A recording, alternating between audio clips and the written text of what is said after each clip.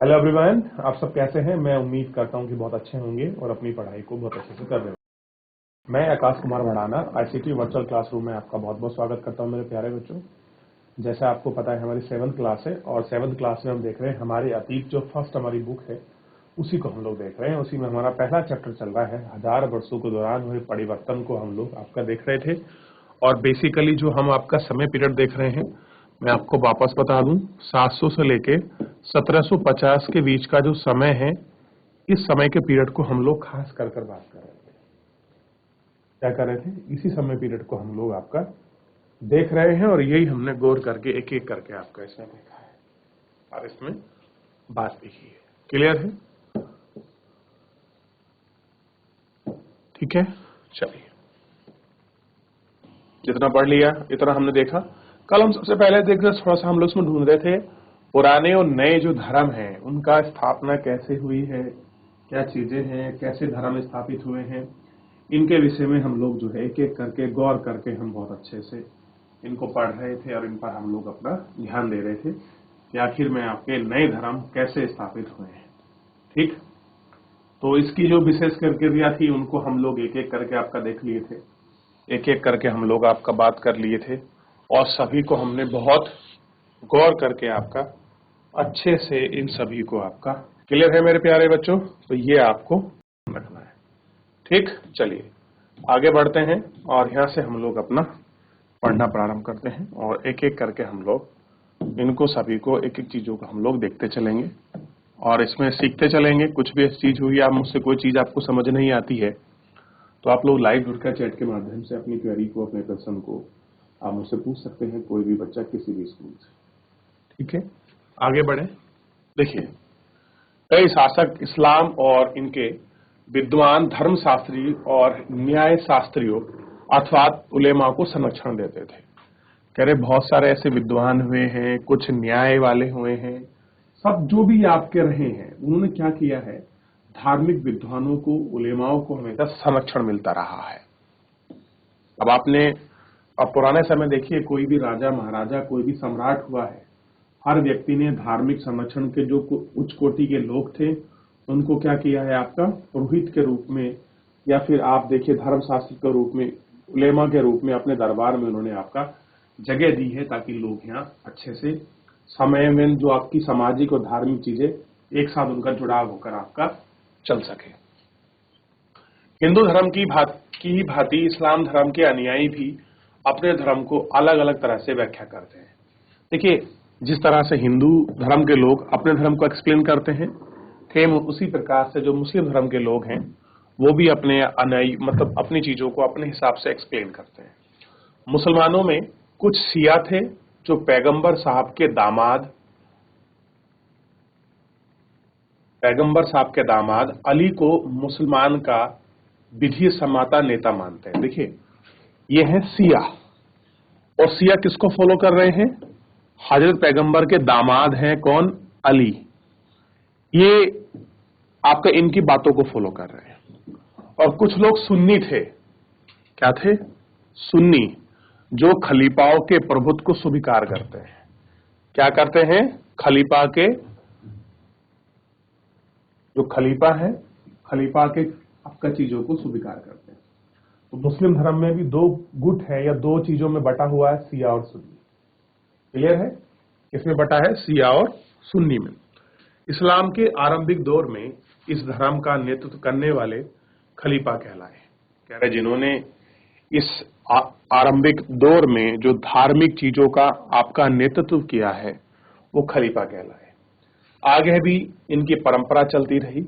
इस्लामी न्याय सिद्धांत विशेषकर भारत में ही हनीफ और सैफी दो सिद्धांत आए कि विभिन्न परंपराओं में कई महत्वपूर्ण अंतर भी देखे गए। कैसे हुए?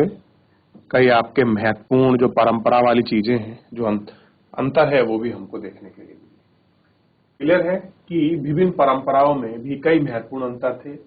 ऐसे ही धर्म सिद्धांत अथवा रहस्यवादी विचारधाराओं को लेकर विभिन्नता देखने को मिलती है। और कह रहे हैं कि बहुत सारी ऐसी चीजें हैं जिनमें हमको ये अलग अलग प्रकार की जो विभिन्नता है, जो डिफरेंसेस है, वो हमको इसमें देखने के लिए मिले हैं कि धार्मिक आधार पर जब नए धर्म आपके नए समूह बने तो उनके बीच क्या बेसिक डिफरेंसेस था, इसको आप समझ सकते हैं, इसको समझने का आप लोग प्रयास कर सकते हैं। क्लियर है मेरे प्यारे बच्चों? ये थोड़ा सा आपको ध्यान रखना है। एक बार इसको देख लीजिए, पढ़ लीजिए, फिर आगे बढ़िए।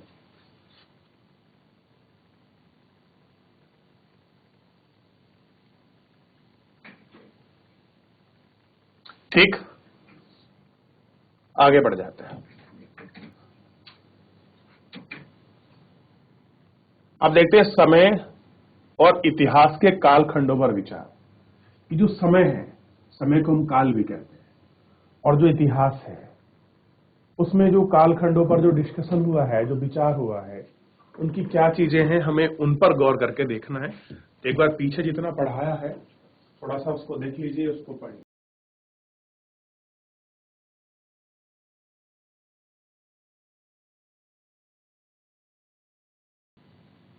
क्लियर है? आइए बात करते हैं। समय और इतिहास के कालखंडों पर विचार करने के लिए आप कैसे विचार करेंगे, आप इसको खुद देख लीजिए। इतिहासकार समय को केवल घड़ी या कैलेंडर की तरह नहीं देखते, यानी कि केवल घंटे, दिनों या वर्षों में बीतने के रूप में नहीं देखते। कैसे देखते हैं उनको? ध्यान रखिए, घंटों में नहीं देखते हैं, दिनों में नहीं देखते हैं, वर्षों की तरह जो चीजें बीत रही हैं वो उसके जो एरिया है, मैप है, वो उसके अंतर्गत उसको नहीं देखते। क्लियर है? बल्कि कैसे देखते हैं? उनका नजरिया यह है कि समय सामाजिक और आर्थिक संगठन में आने वाले परिवर्तनों का झलकाता है। खैर, जो समय है, इस समय का मतलब है कि आपके सामाजिक आर्थिक में आपका कितना बदलाव आया है, इन चीजों को आपका नोट किया जाता है। यह दिखलाता है कि विचार और विश्वास में कितना स्थापित हो रहा है और कितना परिवर्तन आ रहा है। यदि अतीत को समान विश्लेषता रखने वाले बड़े बड़े हिस्सों, युगों या कालखंडों में बांटा जाएगा तो समय का अध्ययन कुछ आसान हो जाता है। देखिए, जो हम लोग छोटे छोटे कालखंडों में बांटते हैं, चीजों में बांटते हैं, तो इससे क्या होता है, थोड़ी चीजें आपकी आसान हो जाती हैं। ठीक, क्या हो जाती हैं? चीजें आसान हो जाती हैं। लेकिन जब हम इन्हें कालखंडों में नहीं बांटते तो चीजें थोड़ी सी दिक्कत करती हैं। 19वीं सदी के मध्य में अंग्रेजी इतिहासकार ने भारत के इतिहास को 3 युग में बांटा है। कह रहे कि 19वीं सदी का अगर आप लोग इतिहास पढ़ोगे तो इस इतिहास को अंग्रेजों ने आपका 3 युग में बांटा है। एक हिंदू, मुस्लिम और ब्रिटिश, 3 रूप में इन्होंने इसको विभाजित किया है। किसको? भारतीय इतिहास को 3 भागों में बांटकर अगर किसी ने दिखाया है तो वो किसने दिखाया है? आपका जो अंग्रेज हैं उन्होंने बांटा है भारतीय इतिहास को। अब आप मुझे बताइए, क्या धार्मिक आधार पर इतिहास का विभाजन करना सही है? और खास करके कि आप किसी शासक को देखकर कि इस समय पीरियड में हिंदू शासक रहा है तो हिंदू समय पीरियड हो गया, मुस्लिम रहा है तो मुस्लिम, और अगर आपका ब्रिटिशर रहे हैं तो ब्रिटिशर, क्या ये कहना सही है? क्या ये चीजें आपका देखना सही है? आप मुझे बताइए।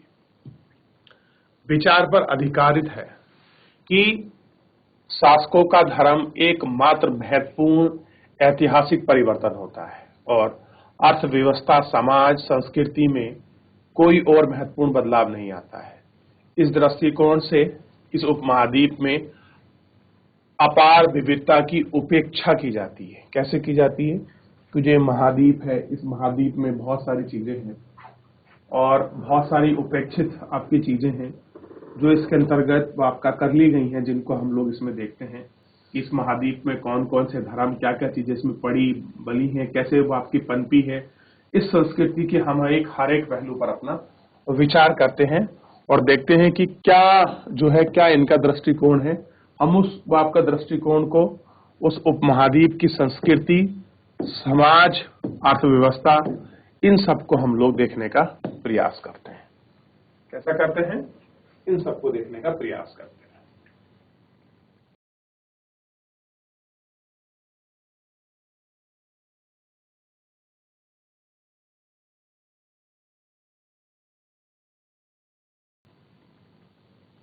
देखिए,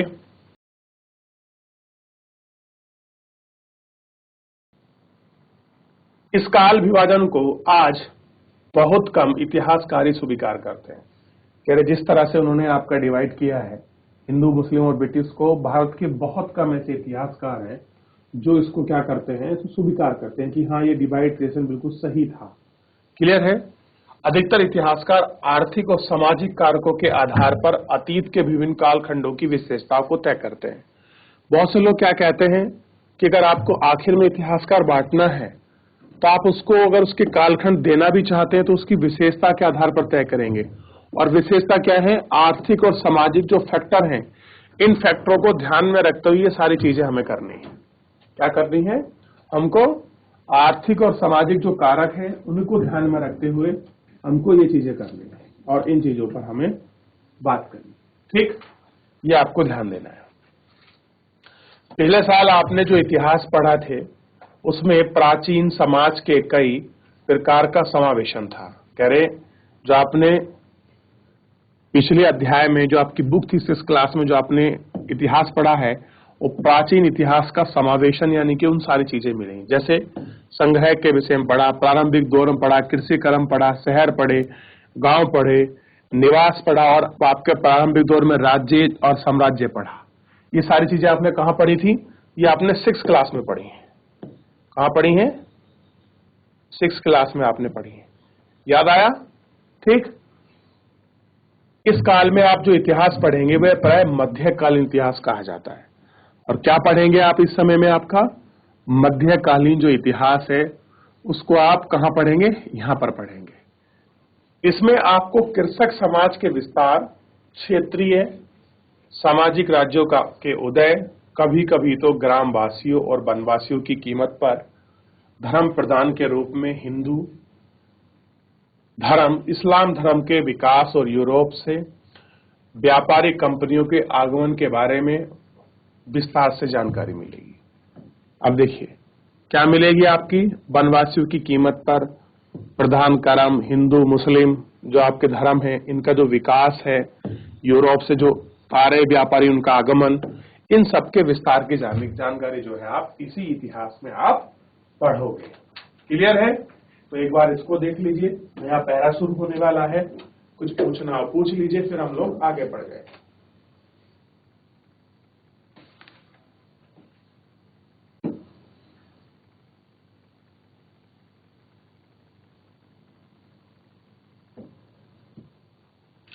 भारत के इतिहास के ये 1000 साल अनेक बदलाव के साक्षी हैं।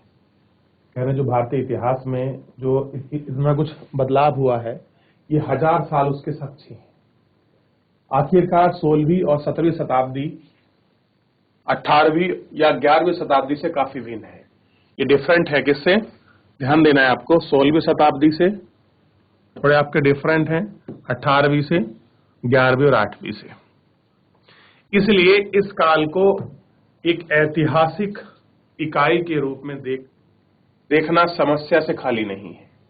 फिर मध्य की तुलना प्राय आधुनिक काल से की जाती है। जो आपका मध्य काल है उसकी जो तुलना है किससे की जाती है? आधुनिक काल से की जाती है।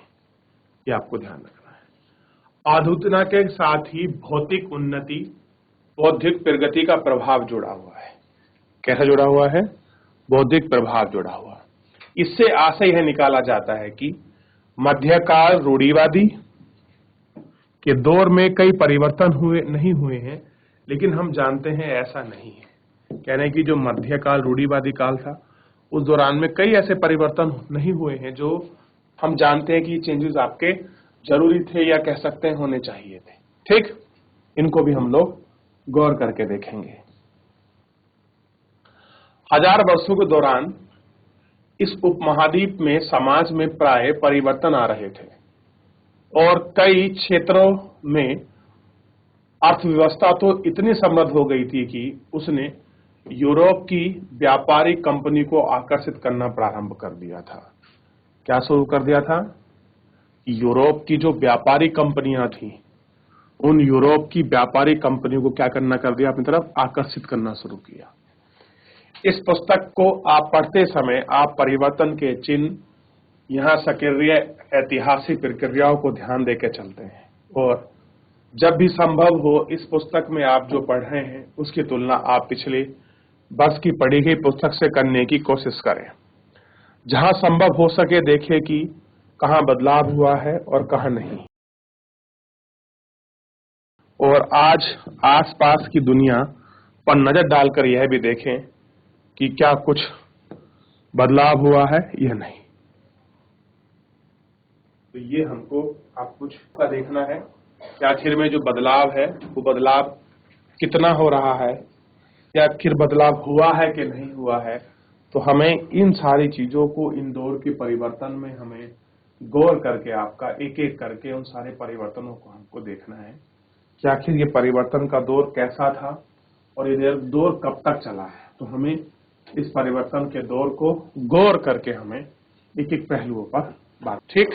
तो इस तरह से क्या हुआ, जो आपका पूरा चैप्टर है मेरे प्यारे बच्चों, ये पूरा चैप्टर आपका समाप्त हो गया कि आखिर में इस पूरे चैप्टर में 1000 वर्षों के दौरान जो भी हमने परिवर्तन पाए हैं, चाहे पुराने समय को लेकर हो, धर्म को लेकर हो, चीजों को लेकर हो, क्लियर है।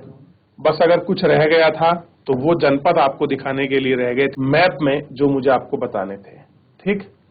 तो इन सारे जनपदों को एक बार अच्छे से देख लें, और देखने के बाद मैप में कोशिश करिए कि आप इनको बना पाए, नहीं बना पाए कम से कम हाईलाइट कर लीजिए, पॉइंट बनाकर लिख लीजिए, आप इनको एक बार जरूर देख लें, ठीक है। फिर हम इन सारी चीजों पर आगे बढ़ जाएंगे। अब आप कहेंगे सर कि भारत का मैप ऊपर से नहीं दिखाई दे रहा, तो ये उस समय का मैप है जब भारत पाकिस्तान का जो बंटवारा है वो नहीं हुआ है। हम बात कर रहे हैं 1750 के बीच के समय की, 700 से 1750 के बीच। तो कुछ भारत का जो मैप था इस समय पीरियड में, कौन से में, 700 से लेकर 1750 के जो समय है वो कुछ ऐसा मैप दिखाई दे रहा है।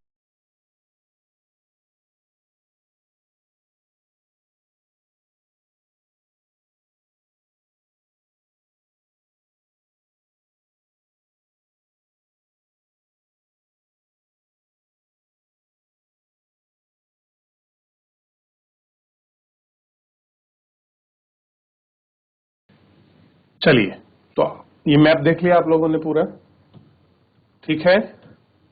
अब ये क्षेत्र हम लोग कुछ पढ़े थे कि कहां पर कौन सा क्षेत्र था, बंगाल में क्या रीजन था, कर्नाटक केरला में क्या रीजन था, कौन कौन से क्षेत्र रहे हैं, उन्हीं पर हम लोग आपका गौर करके बात कर रहे थे कि पहला जो भारत था वो आपका पश्चिम बंगाल से लेकर और अफगानिस्तान का जो गजनी प्रांत है, देखिए अफगानिस्तान में गजनी पड़ता था, क्लियर क्षेत्र है गजनी, वहां तक फैला हुआ था।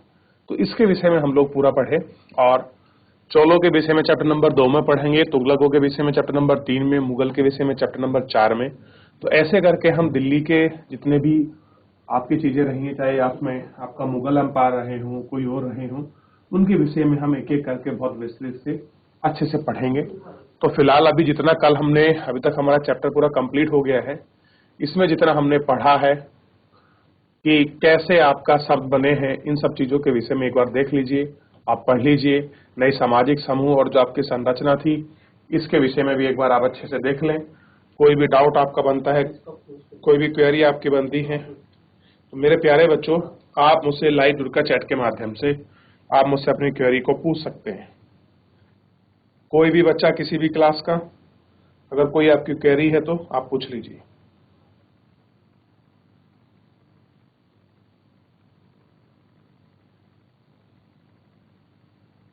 देख लिया? चलिए ध्यान देते हैं।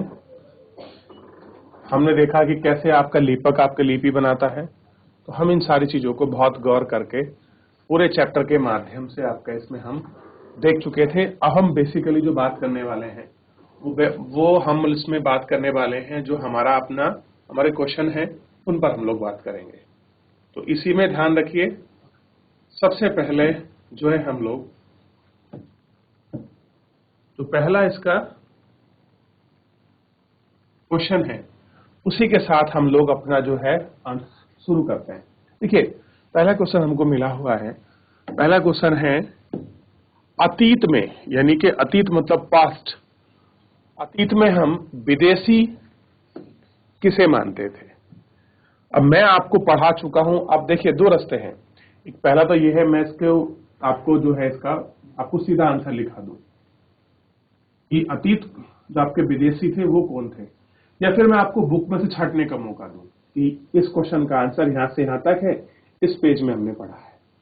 तो आपको जैसा मैंने बताया था कि अतीत के समय में जो था आपका विदेशी किसको मानते थे, तो उस समय अगर कोई दूसरे समाज संस्कृति का है व्यक्ति या किसी दूसरे धर्म समुदाय या वर्ग का है, तो हम उसको क्या मानते थे, आपका विदेशी मानते थे। क्लियर है? चाहे वो पास के गांव से क्यों ना आया हो, क्लियर है, या दूसरे अपने देश के राज्य से क्यों ना आया हो। तो हम देख रहे थे कि कैसे उस समय शब्दों की जो चीजें थी, कैसे वो चीजें आपके बदल रही थी। तो हमने विदेशी किसके कहा, जो हमारी संस्कृति हमारे समाज के बीच का ना हो, हमारे धर्म का ना हो, वो आपका विदेशी हो सकता है। क्लियर है? इसको हमने कहा। अब आपको ये आंसर ढूंढना है और आपको करना है। चलिए, आप चाहते हैं मैं आपको लिखा देता हूं, इसका आंसर देख लीजिए आप।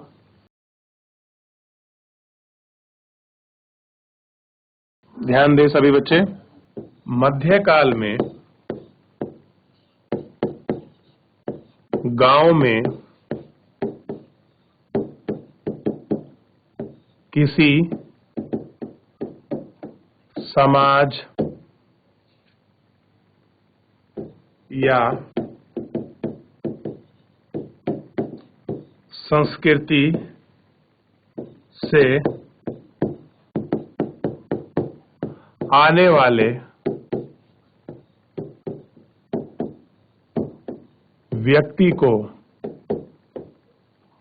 किसी समाज से आने वाले व्यक्ति को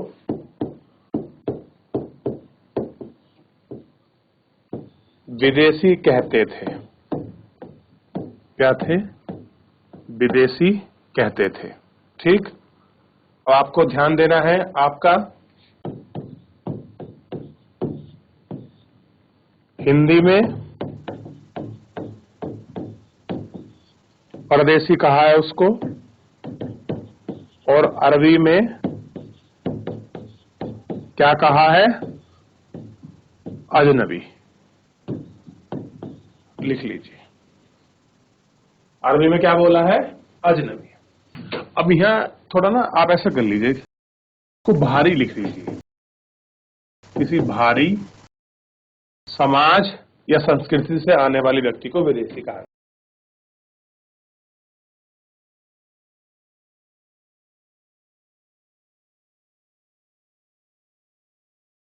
देख लिया? देख लिया बच्चों? आगे बढ़ जाए। चलिए आगे देखते हैं। निम्नलिखित उल्लेखित बातों में सही या गलत। अब हमें कुछ बातें दी गई हैं, कुछ स्टेटमेंट दिए गए हैं, उनको हमको देखना है कि इनमें से कौन सा सही है और कौन सा गलत है। तो पहला स्टेटमेंट हमको मिला है कि सन 700 के बाद के काल के संबंधित अभिलेख नहीं मिले हैं। अब बताइए ये बात सही है कि गलत है। दूसरा कथन है, इस काल के दौरान मराठाओं ने अपनी राजनीतिक महत्व की स्थापना की। तीसरा है, कृषि केंद्रित बस्तियों का विस्तार के साथ साथ कभी कभी वनवासी भी अपनी जमीन से उखड़कर बाहर कर दिया। और आखिरी इसका ऑप्शन है कि सुल्तान गयासुद्दीन बलबन असम, मणिपुर और कश्मीर का शासक था। तो देख लीजिए इन चारों स्टेटमेंट को, फिर आपको बताना है कि कौन सा गलत है कौन सा सही है। मैं पूरा आपको 30 से 35 सेकंड का समय दूंगा, आप इसको पढ़िए, बुक के पन्ने पलटिए, ढूंढिए कहां पर है इसका सही आंसर, फिर इसके साथ मैं आगे बढ़ा दूं। देखिए अगर मैं आपको सीधा भी बता दूं तो आप इस पर पूरा गौर नहीं करेंगे, और गौर नहीं करेंगे तो आप चीजों को अच्छे से समझेंगे नहीं।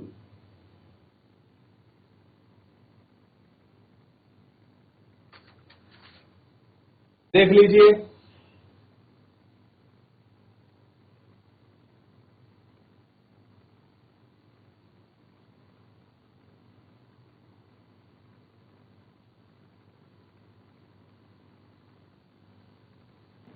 देख लिया आप सबने?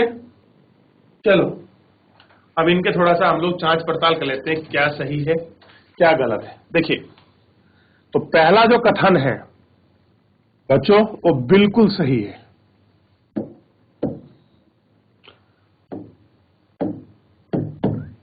पहला कथन कैसा है? सही है।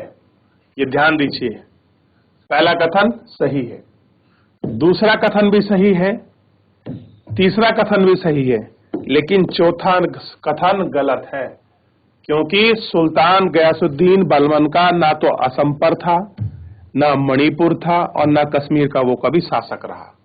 तो ये 3 स्टेटमेंट सही हैं और अंतिम वाला इसमें गलत है। देख लीजिए,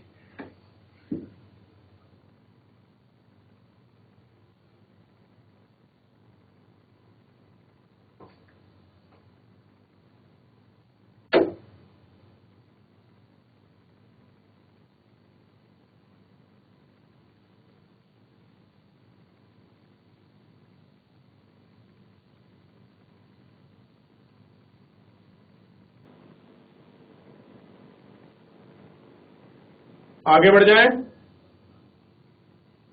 चलिए आगे देखिए,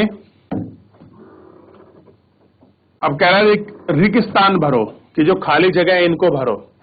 तो अभिलेखागारों में रखे जाते हैं, अब आप बताएंगे क्या रखे जाते हैं अभिलेखागारों में। 14वीं शताब्दी का इतिहासकार था, कार कौन था, यह आप बताएंगे। डैश डैश डैश डैश और डैश इस उपमहाद्वीप के काल के दौरान लाई गई कुछ फसलें थी। तो ये भी बच्चों आप ही बताओगे कि कौन सी फसलें आई थी। जल्दी बताइए, फिर मैं आपको बताऊं। चलिए मैं बता ही देता हूं आपको एक एक करके। तो सबसे पहले ध्यान दीजिए, अभिलेखागारों में रखे जाते हैं दस्तावेज। क्या रखे जाते हैं? दस्तावेज।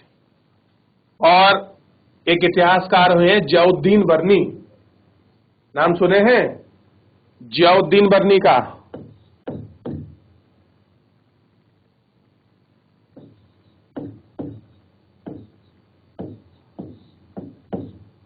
जियाउद्दीन बर्नी याद रहेगा। और देखिए, आलू, मक्का, लाल मिर्च, या मिर्च लिख लीजिए सिंपल, कॉफी और चाय उपमहाद्वीप में इस काल के दौरान कुछ लाई गई फसलें थीं। लिख लीजिए।